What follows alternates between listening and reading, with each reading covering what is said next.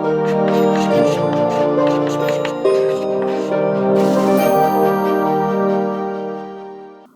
Video में हम लोग बात करेंगे जो भी हम लोगों ने अभी तक देखा था कि शेयर्स को इशू करने की एग्जैक्ट प्रोसेस क्या होती है। अब उसमें हर प्रोसेस में कहां पर किस तरह से अकाउंटिंग की जाएगी, उसका लेखांकन कैसे होगा, उसकी बात करते हैं। और उसमें एक पॉइंट था जो था न्यूनतम अभिधान का। न्यूनतम अभिधान का मतलब क्या था? न्यूनतम अभिधान का मतलब था मिनिमम सब्सक्रिप्शन। तो मिनिमम सब्सक्रिप्शन में मैंने बताया था कि कुछ कुछ पॉइंट्स, जैसे आजकल के टाइम पर क्या कर रखा है कि जो हमारा सेबी है उसने ये कर रखा है कि अगर आप 90% से कम का सब्सक्रिप्शन हो रहा होता है तो हम उसको कैंसिल कर देते हैं। तो एक तो आ जाता है इंस्टीट्यूशन की तरफ से, जो भी हमारा रेगुलेटरी इंस्टीट्यूशन है उसके हिसाब से आ जाता है। और इसमें ये दिशा निर्देश कब का है? सेबी का दिशा निर्देश है 2000 में। सेबी का दिशा निर्देश 2000, ये देखिए आपके में लिखा हुआ है, इसके अनुसार न्यूनतम अभिधान जारी की गई राशि का 90% से कम नहीं होना चाहिए। इसका मतलब क्या हुआ? जो न्यूनतम है ना, ये न्यूनतम बहुत ज्यादा रहता है। तो अगर आपको 10 लाख रुपए करने थे तो कम से कम 9 लाख तो रेज होने ही चाहिए। अब 9 लाख मिनिमम होगा या 9,50,000 होगा या 9,10,000 होगा, ये इसकी आजादी जो है वो कंपनी में जो भी डायरेक्टर्स हैं वो अपने आप डिसाइड कर सकते हैं। कैसे कर सकते हैं?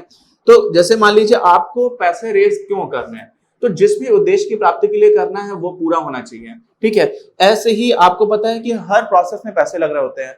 तो इश्यूज को, शेयर्स को इशू करना भी एक तरह की ऐसी प्रोसेस है जिसमें पैसा लग रहा होगा, पैसे खर्च होंगे, है ना। आपको पता है कि जब आप किसी को अलॉट कर रहे होते तो उनको अलॉटमेंट लेटर भी भेजना होता है, तो वो पूरी प्रक्रिया भी एक तरह से पैसे खर्च करने वाली होती है। और ऐसे आपको पता होगा कि जो लोग शेयर्स इशू करा रहे होते हैं उनको हम बोलते हैं हम लोग अंडर राइटर्स, तो उनको भी अपनी फीस देनी होती है। तो ऐसे ही कंपनी के लिए एक तरह का खर्चा होता है। अब कम से कम ये खर्चा तो रिकवर हो पाए, इस बात को भी इंश्योर करना रहता है। और हो सकता है कंपनी ने इस काम को करने के लिए किसी से उधार लिया हो, तो खर्चे के साथ साथ जो इंटरेस्ट पे करना है वो भी चीज कवर हो पाए। तो इस तरह से ये सारी चीजें होती है जो देखते हैं डायरेक्टर्स कि किस तरह से हम लोग ये डिसाइड करेंगे कि मिनिमम सब्सक्रिप्शन कितना होना चाहिए। लेकिन किसी भी हालत में कितना, कम से कम 90% तो होगा ही। क्यों? क्योंकि वो हमारा securities exchange and board of India decide करता है। ठीक है, अब आगे बढ़ते हैं। अब क्या करेंगे हम लोग? अकाउंटिंग देखेंगे कैसे हो रही होगी।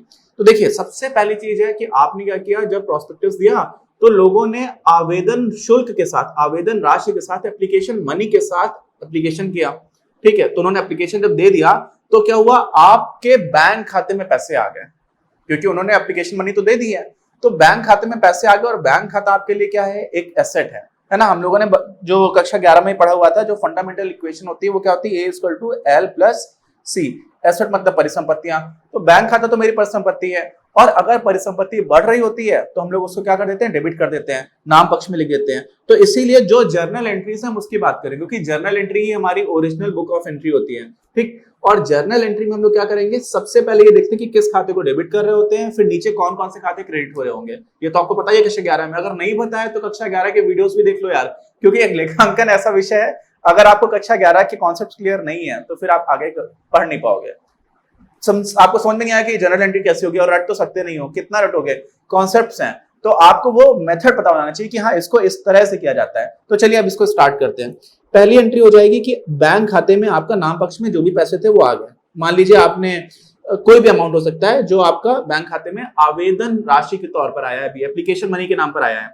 और साथ में एप्लीकेशन मनी जो है उसके लिए हमें खाता बना देते हैं। और इसको बनाते कैसे? इंग्लिश में नॉर्मली हम लोग कैसे लिखते हैं? शेयर, क्योंकि शेयर से संबंधित है तो हिंदी में उसको लिख देते हैं अंश। हिंदी में देखिए हमारा अंश लिखा होगा, अंश। और शेयर के बाद क्या लिखेंगे? एप्लीकेशन।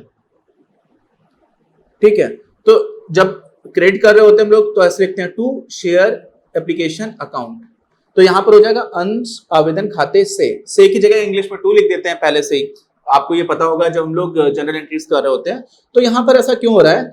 क्योंकि अंश आवेदन खाता एक तरह से हमारी जो शेयर कैपिटल है, शेयर कैपिटल समझते हैं, जो भी किसी भी कंपनी के लिए पूंजी है उसी का एक हिस्सा है। तो जब हमारी पूंजी बढ़ रही होती है तो हम लोग उसको क्रेडिट करते हैं। बैंक खाता बढ़ गया उसको डेबिट कर दिया, और पूंजी खाता जब बढ़ रहा है तो उसको क्रेडिट करते हैं, और पूंजी खाते का ये एक हिस्सा है। तो ये हमारी पहली एंट्री हो जाती है। अच्छा, इसके बाद से क्या करते हैं? इसके बाद से दूसरी जो होगी वो होगा कि आवेदन पर प्राप्त राशि का हस्तांतरण होगा। किसमें हस्तांतरण होगा? क्योंकि मैंने बताया कि जो हमारा शेयर एप्लीकेशन वाले मनी है ना, वो शेयर कैपिटल का ही एक हिस्सा है। तो अब हम लोग इस अकाउंट से, किस अकाउंट से? शेयर एप्लीकेशन से, अंश आवेदन खाते से पैसा ट्रांसफर कर देंगे किसमें? जो हमारा अंश पूंजी खाता है, शेयर कैपिटल अकाउंट है। तो यहाँ पर अंश आवेदन खाते से जब कर रहे होंगे तो अंश आवेदन को हम लोग नाम पक्ष में कर देंगे, और अंश पूंजी खाते को कर देंगे क्रेडिट। ठीक है, ये एंट्री भी समझ में आ गई। अब अगली बात क्या होती है, अब आप सोचो कि जब जिन लोगों ने आवेदन किया हुआ था, आवेदन होने के बाद से क्या होता है, हम कुछ लोगों को आवेदन आवंटन की बात करते हैं, अलॉटमेंट लेटर भेजते हैं, कुछ लोगों को हम रिग्रेट का लेटर भेजते हैं कि हमें खेद है हम आपको नहीं दे पा रहे हैं। तो जिन लोगों को हम ये बोल रहे हैं कि हमें खेद है हम आपको नहीं दे पा रहे हैं, हमें उनकी जो भी आवेदन राशि थी वो वापस करनी होगी। क्या करनी होगी? वापस करनी होगी। तो अब समझिए दो चीजें होंगी यहाँ पर। एक तो जिन लोगों को अलॉटमेंट दे रहे हो उन लोगों से आप अलॉटमेंट के लिए पैसे लोगे, तो अलॉटमेंट राशि आपको मिलेगी, और आपने जिन लोगों से एप्लीकेशन मनी ऑलरेडी ले रखी है उन लोगों को आप वापस कर रहे होगे। ये दो चीजें होंगी। तो देखिए अगली बात क्या आ जाती है, अस्वीकृत आवेदनों की राशि को वापस करना है। तो किससे वापस करोगे? जो आपका अंश आवेदन खाता है उसी से तो कम होगा ना। तो आपने एक तो उसको डेबिट किया था कब? जब अंश आवेदन से आप अंश पूंजी में ट्रांसफर कर रहे थे, शेयर एप्लीकेशन से शेयर कैपिटल अकाउंट में ट्रांसफर कर रहे थे। लेकिन शेयर कैपिटल में अगर मान लीजिए आपको 1 लाख शेयर्स उठाने थे और वहां पर 1.5 लाख शेयर्स के लिए एप्लीकेशन आ गया है, तो 50,000 के पैसे तो आपको वापस करने पड़ेंगे। तो उसको आप क्या कर दोगे? उसको आपने डेबिट कर दिया, नाम पक्ष में एंट्री कर दी अंश आवेदन खाते से। और ये क्या किया? ये वापस कर रहे हो। तो वापस कहां पर हो रहा होगा? बैंक में पैसे आ गए तो बैंक से ही वापस कर दोगे आप, तो बैंक खाते में क्रेडिट हो जाएगा। क्या हो जाएगा? क्रेडिट। ठीक है। अब इसी में मैंने बोला था कि जिन लोगों को आवंटन किया उनके केस में क्या हो रहा, तो उनके केस में उनको ये पता चल गया कि उनको शेयर अब आवंटन होने वाले हैं। क्या पता चल गया? उनको शेयर आवंटित होने वाले हैं। तो कंपनी के पॉइंट ऑफ व्यू से आप सोचिए कि उनका एक खाता है जो हम उनको शेयर आवंटन यानी कि शेयर अलॉटमेंट अकाउंट बोल रहे हैं। तो शेयर अलॉटमेंट अकाउंट में अभी पैसे आए नहीं है, आना बाकी है। तो कंपनी के पॉइंट ऑफ व्यू से आप सोचेंगे उसमें हमको पैसे मिलने वाले हैं, तो उसको हम क्या कर देंगे? आवंटन पर देय राशि के लिए। ये देय राशि का मतलब क्या हुआ कि अभी ड्यू है, अभी मिला नहीं है। तो जो हमारा अंश आवंटन खाता होगा उसमें हम डेबिट कर देंगे। समझ रहे हैं क्यों? क्योंकि हमको मिला नहीं है, अभी मिलना बाकी है। और साथ में अंश आवंटन हो गया चाहे अंश आवेदन हो गया, ये सारे के सारे अल्टीमेटली शेयर कैपिटल में बन रहे होते हैं ना। तो शेयर कैपिटल के पॉइंट ऑफ व्यू से देखेंगे तो हमारी कैपिटल बढ़ रही होगी। क्या हो रही होगी? कंपनी की कैपिटल बढ़ रही होगी। तो जब कंपनी की कैपिटल बढ़ेगी तो उसको हम क्रेडिट कर देते हैं, सीधी सी बात है। तो इसमें जो करेस्पॉन्डिंग अकाउंट होगा डेबिट और क्रेडिट का, वो शेयर आवंटन यानी कि शेयर अलॉटमेंट हो जाएगा। और उसके बाद में जो क्रेडिट कर रहे होंगे वो हम किसमें कर रहे होंगे? वो कर रहे होंगे जाएगा टू शेयर कैपिटल अकाउंट। आगे बात समझ में? अच्छा, अब क्या हुआ? अब पैसे आ गए, अलॉटमेंट आपने कर दिया और पैसे आपको मिले। तो जब आपको पैसे मिले उसके तुरंत बाद ही आप अलॉटमेंट कर देते हो, साइमल्टेनियसली लगभग हो रहा होता है। तो जब आपको पैसे मिले तो पैसे कहां पर आएंगे? बैंक में। तो बैंक अकाउंट डेबिट हो जाएगा और जो आपका शेयर अलॉटमेंट था वो क्रेडिट हो जाएगा। तो क्या हो जाएगा? अंश आवेदन पर जब खाता हो जाएगा तो इसमें क्या हो जाएगा? अधिक आवेदन राशि के समायोजन के लिए। अच्छा, ये एक और पॉइंट है, रुकिए, ये मैंने आपको भी डिस्क्राइब नहीं किया। होता क्या है कि कभी कभी हम लोग जो भी हमारी एप्लीकेशन मनी थी वो हमें कुछ लोगों से हमने एप्लीकेशन मनी ले रखी है, जितने लोगों को भी अप्लाई करना था, और उसी को अगर हम अलॉटमेंट में समायोजित कर लें, उसी को हम इंक्लूड कर लें कि समायोजन जो आपका अलॉटमेंट है उसमें भी ये हिस्सा जा रहा है, तब वहां पर क्या होगा? जो हमारा शेयर एप्लीकेशन वाला पैसा था वो पैसा वहां से चला जाएगा किसमें? शेयर अलॉटमेंट में। तो वो वाली एक चीज हो जाएगी, अंश आवेदन से को हम डेबिट में कर देंगे और अंश आवंटन में पैसा चला जाएगा तो इसको तो हम क्रेडिट कर देंगे, क्योंकि सब शेयर कैपिटल के ही पार्ट्स हैं, इसलिए ये बढ़ता है तो क्रेडिट होता है, कम हो रहा होता है तो डेबिट हो रहा होता है। ठीक है। तो अंश आवेदन से कब करेंगे? ये तब करेंगे, हर केस में नहीं हो रहा होता ये कुछ स्पेशल केसेस में होगा जब अधिक आवेदन राशि आपको आ गई है और उसको आप एडजस्ट कर रहे हो अलॉटमेंट मनी में। मतलब क्या हुआ? मतलब ये हुआ कि एप्लीकेशन मनी आपने ले ली और एप्लीकेशन मनी को ही का एक हिस्सा आप अलॉटमेंट मनी में एडजस्ट कर दे रहे हो। ठीक है। अच्छा, बात क्या की थी मैंने? ये वाली बात की थी अभी इससे जस्ट पहले कि आवंटन राशि जो आपको प्राप्त हो रही है तो पैसे कहां पर आएंगे? बैंक खाते में आएंगे, और बैंक खाता तो कंपनी के लिए एसेट अकाउंट है, इसका मतलब ये डेबिट में चला जाएगा। और क्रेडिट क्या हो जाएगा? वही सिंपल अंश आवंटन खाता, तो इससे हम लोगों को क्रेडिट कर देंगे, तो इसको लिख देंगे टू शेयर एलोकेशन अकाउंट। ठीक। अब ये हमारी बेसिक एंट्रीज हो जाती हैं। अब इसमें क्या आता है कि कभी कभी ऐसा होता है कि कुछ लोग ऐसा बोलते हैं कि यार देखो, शेयर एप्लीकेशन के लिए आप क्यों पैसे ले रहे होते हो? क्योंकि किसी ने अप्लाई किया तो पैसे दे रहा है। और साथ में वो लोग ऐसा बोलते हैं कि आपने अगर किसी के द्वारा एप्लीकेशन ले लिया है तो आप उन लोगों को शेयर्स दे रहे होगे, अलॉट करोगे, कुछ लोगों को नहीं कर पाओगे तो उनको आप खेल पत्र भेज दोगे। तो जिनको आप अलॉट कर रहे हो, इसका मतलब क्या हुआ कि शेयर के लिए आवेदन करना, एप्लीकेशन करना मीनिंगफुल तभी है जब आप शेयर आवंटित करो। बात समझ में आ रही है कि मीनिंगफुल कब है? इसका मतलब कब है? जब आपने किसी ने अप्लाई किया और अगर आपका मन ही नहीं है कि आप उनको शेयर आवंटित करो, तो इसका तो कोई मतलब हुआ नहीं। तो शेयर आवेदन और साथ में शेयर्स के लिए एलोकेशन जो उसका आवंटन है, वो दोनों चीजें एक दूसरे के को पूरा कर रही होती है, को मीनिंग दे रही होती है ना। ऐसे उल्टा सोच लीजिए कि किसी ने अप्लाई कर दिया, आपने एप्लीकेशन तो ले लिए, आपने उसको आवंटित नहीं किया तो कोई मतलब नहीं रहा शेयर अप्लाई एप्लीकेशन देने का। लेकिन उल्टा हो जाए कि आप आवंटित कर रहे हो, अब आवंटित आप कर ही नहीं सकते जब तक एप्लीकेशन ना आ जाए। तो यहां पर तो ये एक तरह का प्रिकर्सरी रिक्वायरमेंट हो गया। प्रिकर्सरी समझते हैं कि जो चीज पहले हुई है, प्रिलिमिनरी रिक्वायरमेंट हो गई है, ये पहले आपको करना पड़ेगा, उसके बाद ही आप दे पाओगे। आईएएस का एग्जाम निकालना है तो पहले प्रीलिम्स देना पड़ेगा, उसके बाद से आप मेंस के लिए जाओगे, ठीक वैसी चीज है।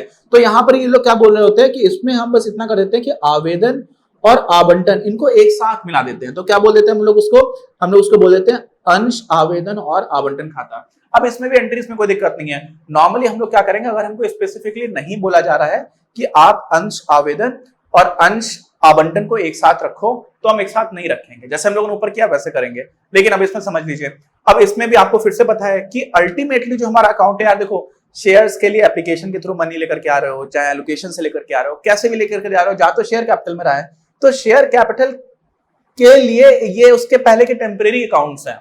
तो इसमें भी हम लोग वैसे ही एंट्रीज करेंगे यहाँ पर एक साथ मानते हुए। इसमें कुछ एंट्रीज हैं वो एक साथ आप इंक्लूड कर पाओगे, बस इतना सा पॉइंट हो जाएगा। तो जैसे मान लीजिए पहले की बात थी, बैंक में आपको पैसे आ गए जब किसी ने अप्लाई किया, तो जब बैंक में पैसे आ गए तो बैंक अकाउंट को आप डेबिट कर दोगे, और क्रेडिट किसको करोगे, क्रेडिट करोगे इस बार share application and allocation account को, ठीक है। तो क्या हो जाएगा, शेयर बैंक खाते को आपने नाम पक्ष में आने की क्या कर दिया, डेबिट कर दिया, और क्रेडिट किसको करोगे, अंश आवेदन मतलब शेयर एप्लीकेशन, और आवंटन मतलब एंड एलोकेशन अकाउंट। तो ये आपका क्रेडिट हो जाएगा, ठीक। ऐसे ही अगला क्या हुआ, आवेदन और आवंटन राशि के हस्तांतरण पर। इसमें क्या हो जा रहा है, देखिए अब राशि का हस्तांतरण हो रहा है तो अल्टीमेटली कहां पर जाएगा, अंश पूंजी खाते में, शेयर कैपिटल में। और शेयर कैपिटल अगर बढ़ रहा होगा तो उसको आप क्रेडिट करोगे, ये तो आपको क्लियर है। तो क्रेडिट कहां से करोगे, जब आप इस अकाउंट को डेबिट करोगे, और हम लोग पहले जनरल एंट्री में डेबिट वाला अकाउंट लिख देते हैं। उसके बाद से क्या हो जाएगा, अस्वीकृत आवेदनों की राशि की वापसी। तो वापसी आप कर रहे हो, अब अकाउंट तो आपका एक ही है, यहाँ पर शेयर एप्लीकेशन अलग अकाउंट नहीं है, शेयर एप्लीकेशन के साथ साथ शेयर एलोकेशन भी है, लेकिन फिर भी आपको उसी अकाउंट को तो डेबिट करना पड़ेगा। क्यों, क्योंकि आप बैंक को क्रेडिट करोगे, बैंक से पैसे वापस करोगे, तो एकदम सिंपल हो जाएगा, अंश आवेदन और आवंटन खाते को आप डेबिट कर दोगे, नाम यानी कि डेबिट, और बैंक खाते को आप क्या कर दोगे, क्रेडिट कर दोगे। बिल्कुल कोई भी इस पर डाउट नहीं, आप समझ रहे हो ना। आपको वही जो हमारी फंडामेंटल अकाउंटिंग इक्वेशन है, A = L+C, इसको याद रखना है। तो ये सारे पॉइंट्स यहाँ पर कवर हो जाते हैं। अब यहाँ पर एक पॉइंट वही था कि जब आप अगली स्टेप पर जाओगे, आपने क्या कर लिया, अभी तक एप्लीकेशन हो गई, फिर अलॉटमेंट भी हो गया। अलॉटमेंट के बाद से हम लोगों ने देखा था कि आप मांगते हो, कि आपको जो भी पैसा बाकी है वो आप मांग रहे होते, तो एक बार में मांग सकते हो, 2 बार में भी, 3 बार में भी। कॉल्ड अप कैपिटल जिसको बोलते थे हम लोग। तो कॉल्ड अप शेयर कैपिटल में फर्स्ट कॉल भी हो सकता है, सेकंड कॉल, थर्ड कॉल, जो भी हो सकता है। और वहां पर एक नियम ये है कि जो भी हमारा अंकित मूल्य फेस वैल्यू है, उसका 25% से ज्यादा नहीं मांगी जाती। अगर 10 रुपए का शेयर है फेस वैल्यू इसकी, तो 2.5 रुपए से ज्यादा आप किसी कॉल में नहीं मांगोगे। तो अब यहाँ पर यही पॉइंट है कि 25% से अधिक क्या नहीं होगी, कि मांग राशि अंशों के अंकित मूल्य से 25% से अधिक नहीं होगी, ठीक। अब इसी में हम लोग किसकी बात कर रहे हैं, आगे की बात कर रहे हैं, रोजनामा बोले तो जर्नल। अब जर्नल में कौन सी एंट्रीज की बात कर रहा है, जब हमने कॉल किया, तो यहां पर किसकी बात करेंगे। अब अकाउंट जो बन जाएगा वो हमारा बन जाएगा कौन सा, शेयर फर्स्ट कॉल, अगर पहला कॉल है, समझ रहे हो आप। अब देखो मांग राशि दे होने पर का क्या मतलब हुआ, कि आपको पैसे मिलने हैं, क्या होने, पैसे मिलने हैं, और पैसे भी आपको मिले नहीं है, तो इसको एक तरह से आप एसेट की तरह कंसीडर कर सकते हो। और साथ में बढ़ क्या रही होगी, इससे पूंजी बढ़ रही होगी, तो आप क्या करोगे, अंश मांग खाते को डेबिट कर दोगे और अंश पूंजी खाते को क्रेडिट कर दोगे। और जब पैसे आपको मिल जाएंगे फर्स्ट कॉल के बाद से, तो एग्जैक्टली बस बैंक खाते में आपने डेबिट कर दिया क्योंकि बैंक में पैसे आ गए, और अंश मांग खाते यानी कि शेयर कॉल अकाउंट जो था वो आपका क्या हो जाएगा, क्रेडिट हो जाएगा, क्योंकि वो आप ऑलरेडी यहाँ पर आपने डेबिट किया हुआ था। अब वो वाले पैसे से आपके जो बैंक में ट्रांसफर हो चुके, तो बैंक अकाउंट डेबिट हो गया, क्योंकि वो तो आपका एसेट अकाउंट है, और ये तो शेयर कैपिटल का हिस्सा है। तो शेयर कैपिटल अगर बढ़ रही होती है तो क्या कर देते हो, आप उसको क्रेडिट कर देते हो। बिल्कुल ये सारी एंट्रीज होती चली जाएंगी। अब इसका मतलब क्या हुआ कि हमें कॉन्सेप्चुअल लेवल पर समझ में आ गया कि एग्जैक्टली हो क्या रहा है। अब इसी में हम लोग एक उदाहरण देखेंगे, उसके पहले 2-3 इंपॉर्टेंट पॉइंट्स मैं आपको बता देता हूँ। इसमें एक छोटी सी बात जो बाकी है, एक तरह से मैंने बता दिया, यहाँ पर देखिए लिख भी दिया था मैंने, शेयर फर्स्ट कॉल अकाउंट लिखा था इसको, जबकि इन्होंने क्या लिखा हुआ है, इन्होंने लिखा हुआ अंश मांग खाता।